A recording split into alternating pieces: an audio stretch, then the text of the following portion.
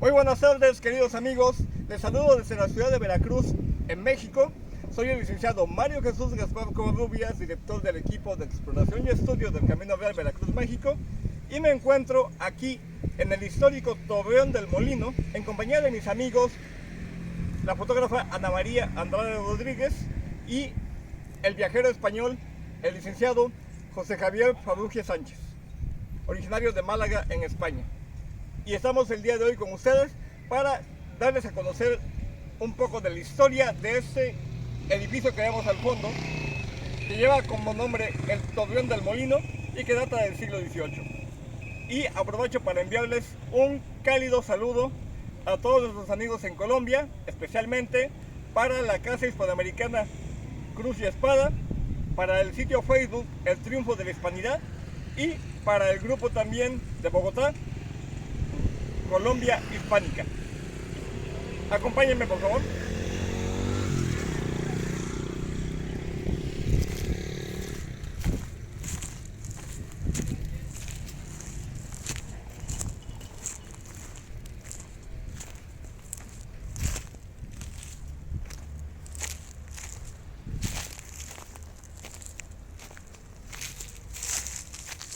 Muy bien. Aquí en el terreno donde nos encontramos, que se encuentra un poco desolado, esto antiguamente fue, en el siglo XVIII, la llamada Loma de Buenavista, que era un cerro grande que pertenecía a la hacienda de San Ildefonso Buenavista, a unos 9 kilómetros al suroeste de la ciudad murallada de Veracruz. ¿Sí? Hacia el año de 1748 ya tenemos registrada la existencia de este edificio, como lo podrán ver aquí en este plano de caminos, que nos señala que saliendo de Veracruz por el lado suroeste, se encuentra aquí, justamente aquí, una loma, que se llama la Loma del Molino, y como detalle muy interesante, aquí lo podemos ver, encontramos bien detallado, bien dibujado y bien proporcionado este torreón, a que llamaban simplemente el molino. Aquí lo podemos ver con 3 fotos de cómo estaba en el año de 1970. Aquí podemos ver todavía la loma antes de que fuera rellenada y nivelada.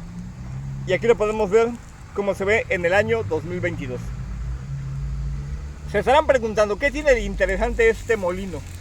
Bueno, pues mis queridos amigos, han de saber que la tecnología del molino de viento con torre de piedra, así como los conocemos en España, especialmente en la región de La Mancha, por la novela de Don Quijote, esta tecnología de fuerza eólica para poder mover grandes piedras que molieran los alimentos, el trigo, la caña, la harina, esa tecnología se desarrolló muy escasamente en América.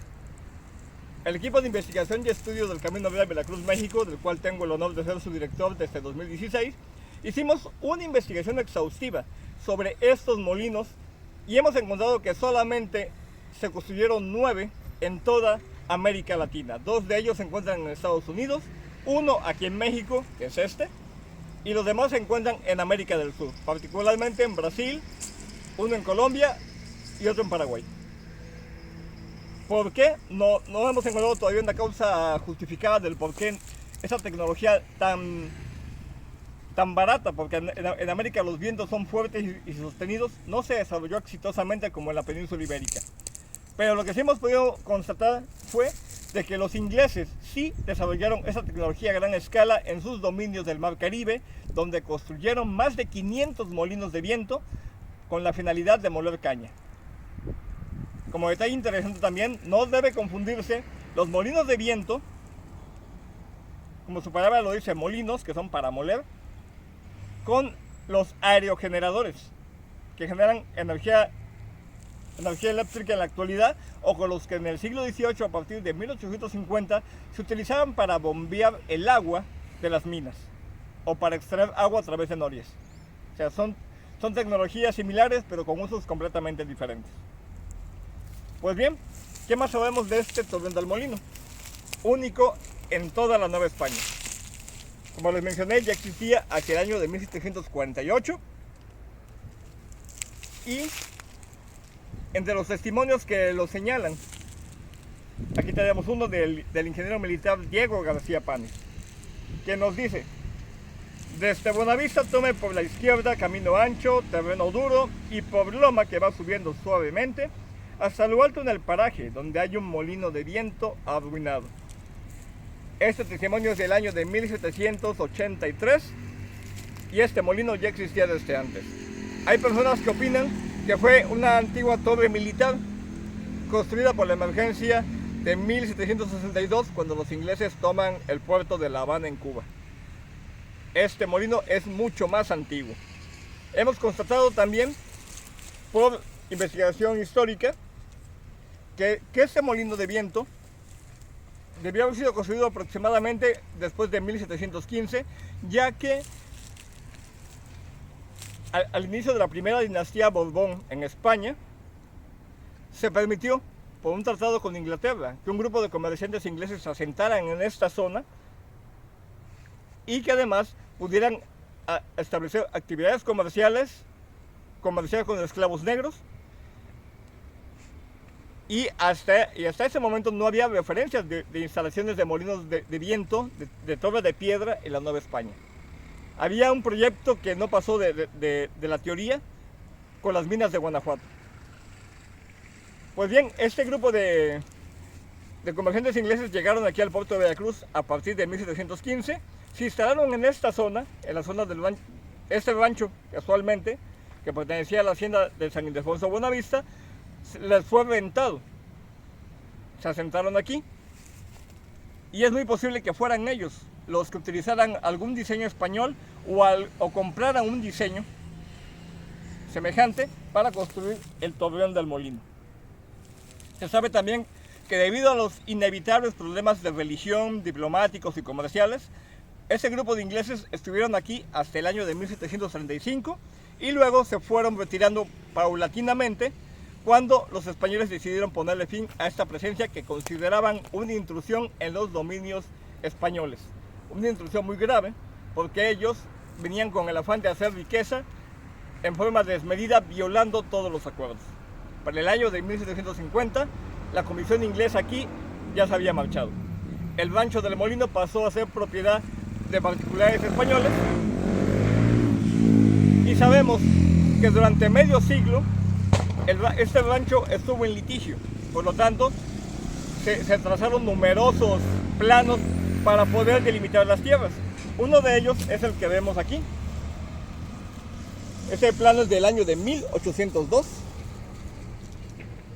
y tiene como ventaja que nos confirma muchos detalles de este molino de viento, el cual se ubica aquí, miren, en esta loma que tiene dos elevaciones. Aquí estamos en la loma mayor, que tiene 58 metros de altitud, y la loma menor se encuentra en dirección para allá.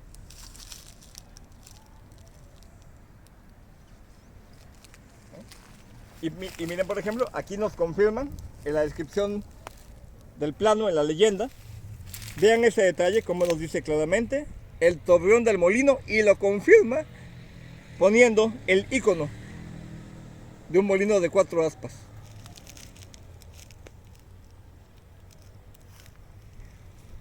Otro detalle interesante también,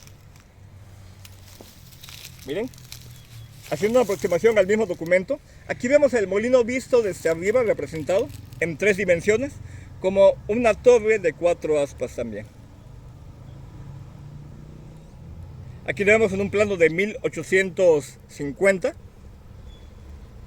Miren, aquí están los caminos que salen de la ciudad amurallada de Veracruz. Y aquí, nuevamente, en una loma con 2 elevaciones, está el molino. Aquí nos encontramos exactamente ahorita. Y tenemos otro testimonio del año de 1805, que nos dice: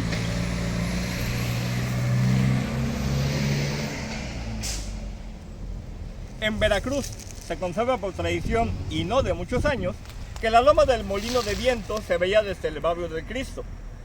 Esa referencia nos la hace el ingeniero y arquitecto Luis Martín, quien acompañó al virrey José de Iturrigaray en un viaje de reconocimiento de un camino real que se estaba construyendo desde el año de 1804 por parte del Consulado de Veracruz. Aquí tenemos la mención y tenemos también la fuente.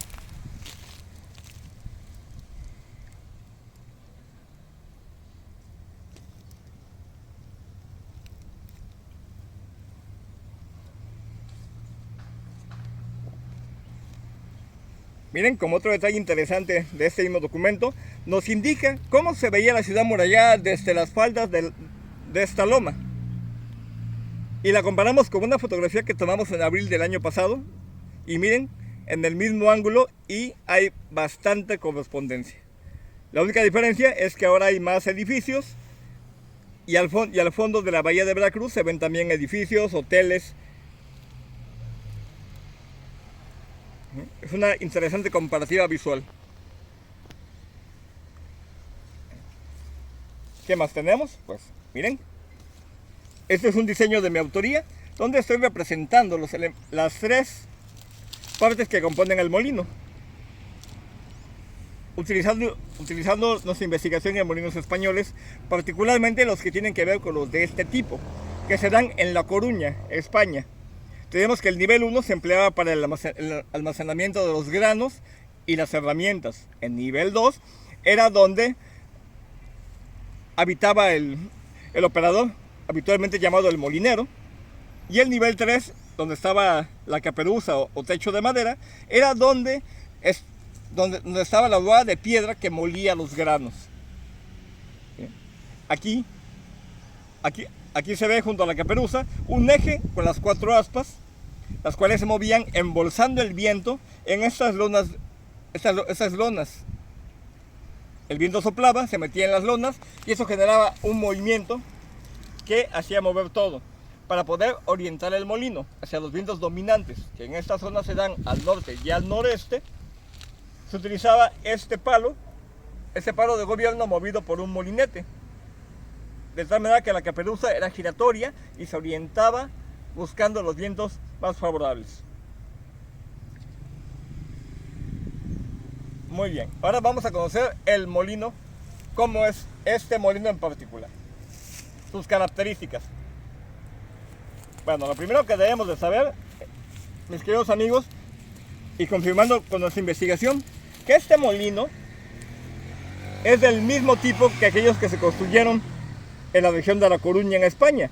Hay 2 de ellos que son prácticamente idénticos, el de San Martín de Meiras y el del Boucelo, que vemos aquí. Si se dan cuenta, son las mismas dimensiones.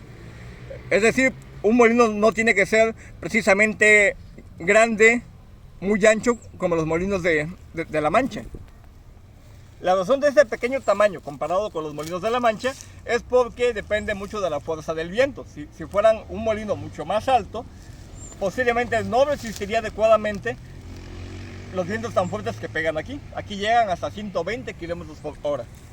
Y un molino, para poder ser efectivo, tiene que captar vientos entre 45 y 75 kilómetros por hora. Pasando de ese rango, es mejor detener las aspas para que no se destrocen. Bueno, ¿qué más sabemos de la torre? Bueno, por fuera sabemos que tiene 2 de sus 3 niveles, el nivel 1, el nivel 2. Está a una altitud de 58 metros. La torre actualmente pintada de blanco porque está encalada, mide 7 metros de diámetro, 6.80 de altura. Estando completa mediría alrededor de unos 9 metros. Y los muros tienen 85 centímetros de espesor. La puerta principal está orientada hacia el noroeste, es decir, la que está mirando ya hacia la carretera. Y la puerta orientada hacia el sureste, que es esta. Aquí es donde estaría situada el eje con las aspas.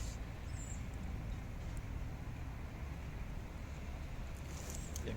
Ahora, también se preguntarán por qué este árbol tan grande que le creció por dentro.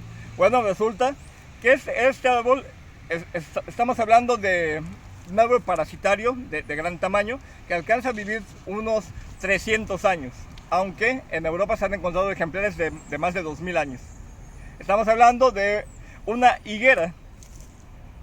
Aquí en México se le llama amate, y este árbol alcanza hasta 25 metros de altura, es bastante fuerte, se caracteriza porque durante su tiempo de vida, que es de 3 siglos, desarrolla unas raíces muy grandes que comienzan como lianas ligeras y luego se van uniendo, luego se van solidificando y agarran una dureza increíble, de tal manera que donde invaden es muy difícil quitarlos.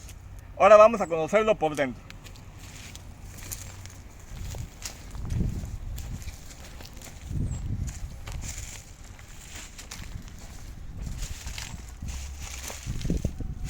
Y miren, aquí tenemos una muestra de lo que les comento. Aquí vemos las lianas cómo están creciendo, miren.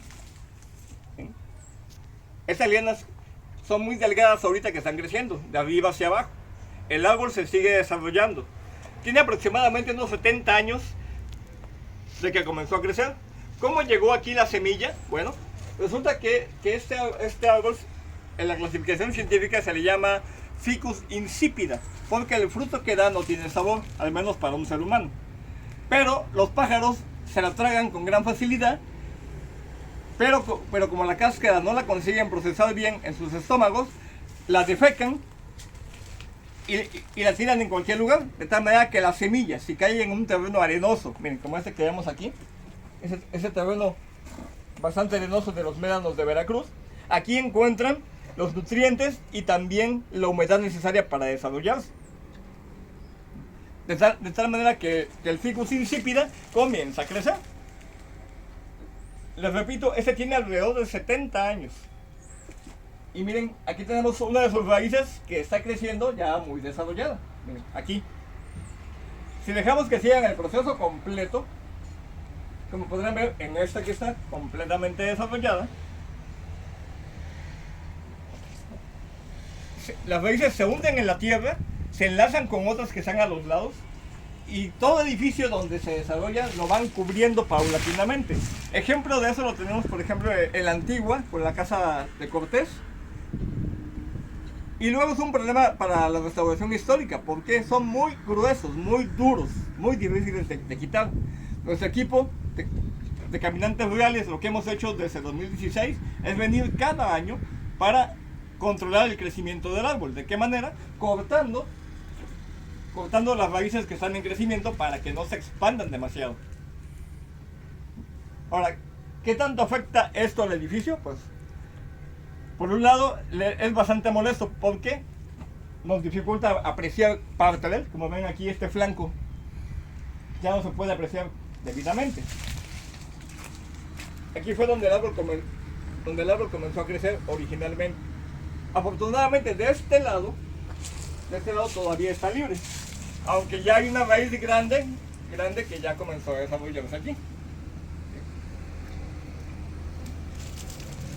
Es molesto, pero una ventaja que tiene es que de alguna manera las fuertes raíces, como son tremendamente fuertes, miren, aquí lo podemos ver, ni siquiera se mueven. Esas raíces ayudan a mantener el molino, que lo mantienen anclado. ¿Por qué es una ventaja? Porque los vientos aquí pegan desde el norte y desde el noreste. Y son vientos tremendamente salvajes, capaces de hundir buques de línea de 80 o 100 cañones, como tenemos documentado que pasaba en el siglo XVIII. Aquí en Veracruz se les llama los vientos del norte y son tremendamente salvajes. Cuando ocurren en gran parte del año, la navegación se llega a suspender completamente en el puerto. Ahora imagínense en esta loma donde no hay ninguna protección, los vientos le pegan directamente de frente al molino, y si no fuera por estos anclajes naturales tan fuertes, posiblemente la torre ya se habría derribado. Muy bien, ¿qué más sabemos de este molino? Bueno, sabemos que durante el siglo XIX no pasó de ser un punto de referencia nada más, porque No hay otro molino en la zona. Aquí el punto se llamaba el Molino de Viento, pero con mayúscula. ¿Por qué? Porque era el molino, no uno de los molinos. Sabemos también que para el año de 1850, cuando se inaugura la primera línea del ferrocarril, suya vía pasa abajo de la loma de Buenavista. Aquí estamos en la cima. Sabemos que se le menciona constantemente como el rancho del Molino de Viento o del molino. También sabemos que 3 años antes, en 1847, cuando el ejército norteamericano puso a sitio Veracruz, alcanzaron a llegar hasta este punto y levantaron trincheras y parapetos para evitar que el ejército mexicano pudiera lanzar un contraataque por este flanco del ejército norteamericano. Después, en los trabajos del ferrocarril, aquí se le utilizó como un sitio de almacenamiento de trabajadores y de material. Luego, en 1862, el ejército francés ocupó esta zona y al año siguiente trajeron trabajadores extranjeros para seguir expandiendo la línea del ferrocarril desde el rancho del molino hasta el río San Juan.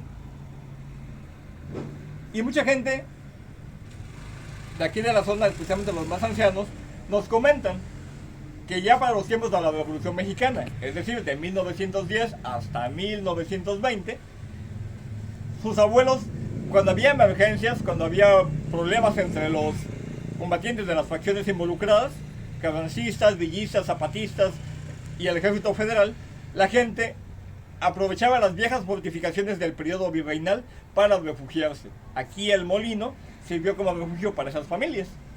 Y ellos le llamaban a este edificio el Fortín francés. ¿Por qué? Porque muy posiblemente los franceses, en el tiempo que estuvieron habitando aquí, lo habilitaron como un sitio militar. ¿Cómo lo sabemos?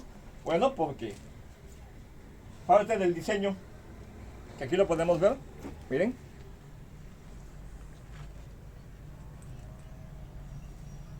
Aquí en el diseño del Molino de Viento, tenemos que en sus muros se le abrieron 12 troneras, es decir, 12 aberturas para disparar fusiles desde adentro. Esta es una característica de la arquitectura militar. Actualmente se encuentran solamente abiertas dos, una en el primer nivel y otra en el segundo. Y miren, aquí podemos ver la que está abierta en el nivel inferior.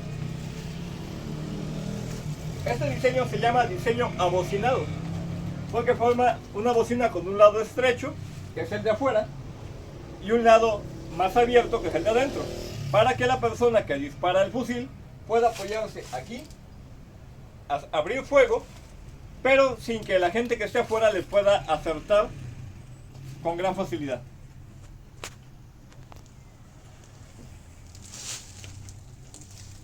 Después de la Revolución Mexicana,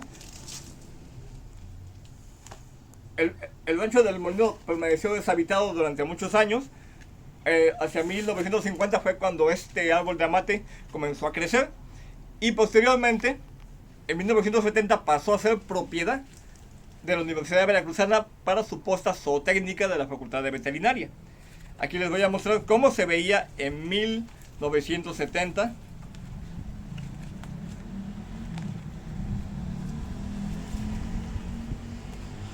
¿Dónde está? Aquí está. Miren.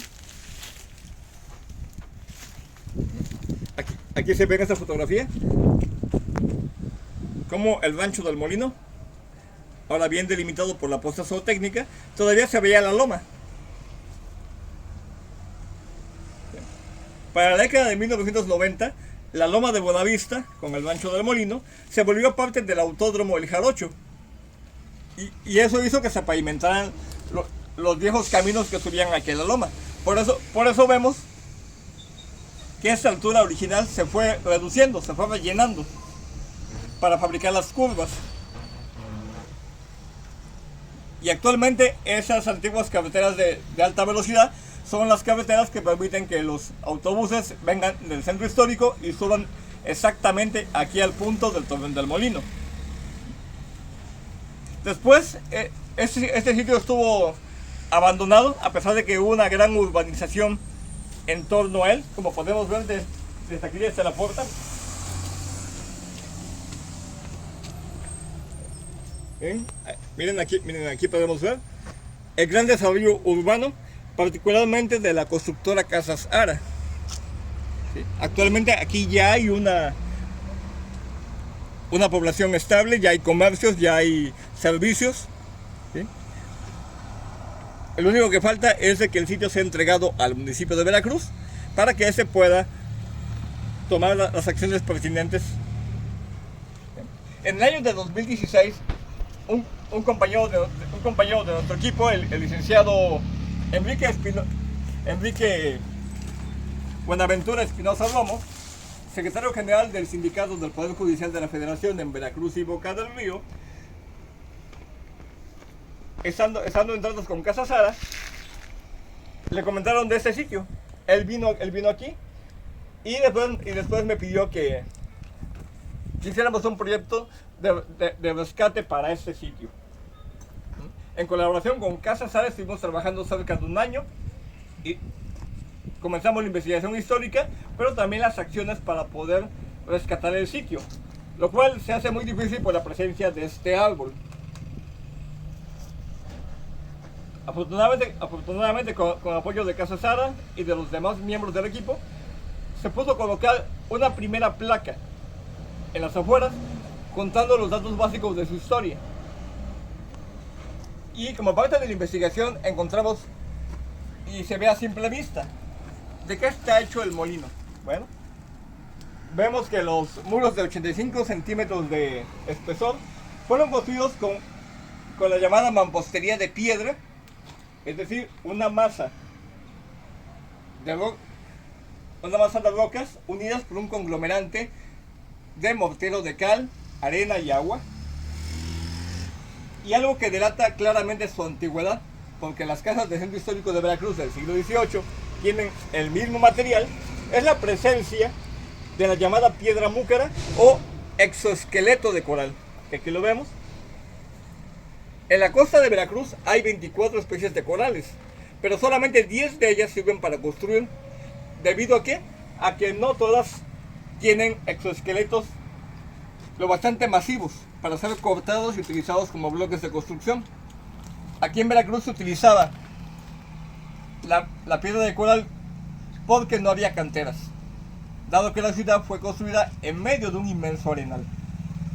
Y para complementar la mampostería se utilizó también el ladrillo español o catalán, que aquí lo vemos.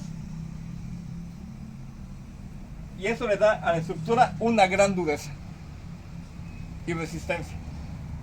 La mezcla es tan excelente que miren, han pasado más de 270 años y sigue en pie. Sigue en pie. Aquí no se ha aplicado restauración alguna. Y ahorita, en el año de 2022, solicitamos al nuevo Ayuntamiento de Veracruz que nos apoyara para poner una segunda placa afuera, que reemplazara la primera que ya no existe. La placa ya nos fue entregada en el mes de noviembre y esperamos que en este año 2023 la podamos colocar ahora sí con un soporte bien adecuado para que no corra la suerte del anterior y que pueda resistir los fuertes vientos que pegan directamente de frente. Por último, ¿cuál es el futuro de aquí del Torreón del Molino? Bueno, lo que nosotros queremos es rescatarlo para que, dada su importancia histórica, dada su originalidad como el único molino de viento de la Nueva España, pueda ser preservado para las nuevas generaciones y que también aquí, junto con el rescate del edificio, pueda haber un desarrollo para la población que vive colindando con el molino de viento. ¿Sí? Es decir, que nuestro trabajo de investigación histórica tenga también un valor social positivo para la sociedad. ¿Sí? Pues bien, mis queridos amigos, pues esto sería lo que les podríamos comentar por el momento acerca de este interesante edificio único en su tipo en todo México.